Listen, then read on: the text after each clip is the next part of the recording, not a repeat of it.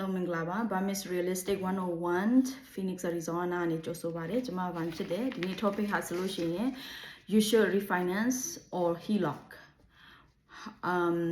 should you refinance or take HELOC ဆိုတဲ့ခေါင်းစဉ်နဲ့ပြောချင်တယ်ဒီခေါင်းစဉ်နဲ့ပတ်သက်ပြီးတော့ဘာပြောပြချင်လဲဆိုတော့အိမ်ကိုပိုင်နေပြီးသားသူတွေအတွက်ဒီအိမ်မှာရှိနေတဲ့အမြတ်တွေအများကြီးပေါ့နော်အမြတ်တွေအများကြီးဆိုတာကအိမ်ကလွန်ခဲ့တဲ့၄-၅နှစ်ကပိုင်ပြီးသားဖြစ်မယ်ကိုယ့်အိမ်မှာရောင်းလိုက်မယ်ဆိုလို့ရှိရင်ဥပမာ2သိန်းမြတ်တယ်ထားလိုက်ဒီ2သိန်းကိုအကျိုးရှိဘလို့အသုံးပြုမလဲ refinance လုပ်မလားဒါမှမဟုတ်ရင် HELOC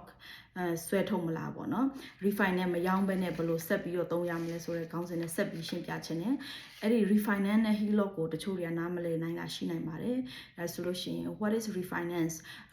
ဆိုတာကလက်ရှိရှိပြီးသားအိမ်အကျွေးကိုအကုန်လုံးခြေပြီးတော့အကျွေးအသစ်ပြန်ယူတယ်အကျွေးအသစ်ပြန်ယူတဲ့အချိန်ခါမှာအတိုးနှုန်းလည်းအသစ်ဖြစ်မယ်နောက်ပြီးတော့နှစ်ကလည်းနှစ်30ဆိုရင်အနှစ်30အစကနေပြန်စမယ်နောက်ပြီးတော့အဲ့လိုပြန်ယူတဲ့အခါကျလို့ရှိရင်အတိုးနှုန်းကလည်းကိုအိမ်ဟောင်းကအတိုးနှုန်း 3% ဖြစ်တယ်ဆိုရင်ဒီအသစ်မှာအတိုးနှုန်း 3% မဟုတ်တော့ဘူးလက်ရှိအတိုးနှုန်းဖြစ်မယ်ဆိုတော့ refinance ဟာဆိုလို့ရှိရင်ဘေးအချိန်မှာကောင်းလဲဆိုရင်ကိုယ့်ရဲ့လက်ရှိအတိုးနှုန်းကများနေတယ်နောက်ပြီးတော့အတိုးနှုန်းအခု refinance ပြန်လုပ်မယ်ဆိုရင်အတိုးနှုန်းကပိုနည်းတာရမယ်ဆိုလို့ရှိရင်ပိုနည်းမယ်ဆိုလို့ရှိရင် refinance လုပ်သင့်ပါတယ်နံပါတ်1အချက်ပေါ့နော်နံပါတ်2အချက်ကဘာလဲဆိုလို့ရှိရင်ကိုကဒီအိမ်မှာတချို့တွေကမထင်မှတ်ပဲနဲ့ပေါ့နော်အမျိုးတွေနဲ့အိမ်အတူတူဝယ်လိုက်တယ်အခုတော့တယောက်တည်းနာမည်နဲ့ပဲဆက်ထားခြင်းနဲ့ဒီအမျိုးတွေနာမည်တွေကိုဖြုတ်ခြင်းနဲ့ဒါမှမဟုတ်ရင်တချို့က divorce ဖြစ်တယ် separate ဖြစ်သွားတယ်ကိုယ့်ရဲ့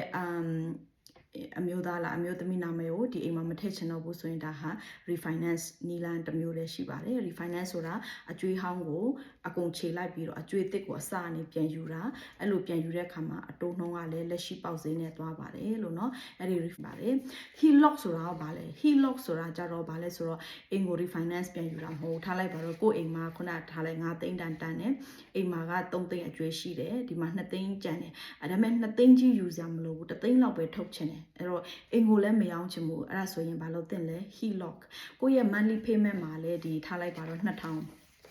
ဒီ3သိန်းအတွက်2000 monthly payment ရှိတယ်နောက်ထပ်1000 monthly payment တိုးဖို့အတွက်ကိုယ့်ရဲ့ဝင်ငွေနဲ့စီးပွားရေးနဲ့ကိစ္စမရှိဘူးပေးနိုင်တယ်ဆိုလို့ရှင် HELOC ကိုရွေးတင်တယ် refinance ထက်ပေါ့နော်ဘာလို့လဲအိမ်ကနေရလာမဲ့အမြတ်အကုန်လုံးကိုလည်းကိုကထုတ်သုံးစရာမလိုဘူးနောက်ပြီးတော့ကိုယ့်အိမ်ကိုလည်းမရောင်းချင်ဘူးဒီအိမ်မှာပဲဆက်နေချင်သေးတယ်နောက်ပြီးလို့ရှိရင်တခြားလူနာမည်တွေနဲ့လည်းဥမာထားလိုက်ခုနပြောတဲ့ divorce ကိစ္စတွေလည်းဘာမှမရှိဘူးနောက်ပြီးတော့အိမ်ကလည်း title ကအမျိုးတွေနဲ့ဒါမှမဟုတ်ရောက်ခမတွေနာမည်နဲ့မဟုတ်ဘူးကိုယ့်နာမည်နဲ့ပဲရှိတယ်ဒီတိုင်းပဲလိုချင်တယ်ဆိုရင် HELOC ကိုသုံးသင့်ပါတယ်เนาะ HELOC ဟာဆိုရှင်လက်ရှိအကျွေးကိုမထိဘူးနောက်ထပ်အကျွေးအသစ်ဒီအိမ်ကိုတနည်းအားဖြင့်မြန်မာလို့ဆိုပေါင်ပြီးတော့အကျွေးအသစ်ပြန်ယူတာဖြစ်တယ်အဲ့ဒီဥစ္စာက30 year လည်းဖြစ်နိုင်တယ်လို့ကိုကဒီထက်အရင်ပေးချင်တယ်ဆိုရင်လည်းဘောနော်မြန်မာစာပျောက်သွားတယ်အရင်ပေးချင်တယ်နှစ်30မဟုတ်ဘဲနဲ့10နှစ်နဲ့ပေးချင်တယ်ဆိုလို့ရှင်လည်း is no penalty for prepayment ဖြစ်ပါတယ်လို့เนาะဆိုတော့ should you use HELOC or should you use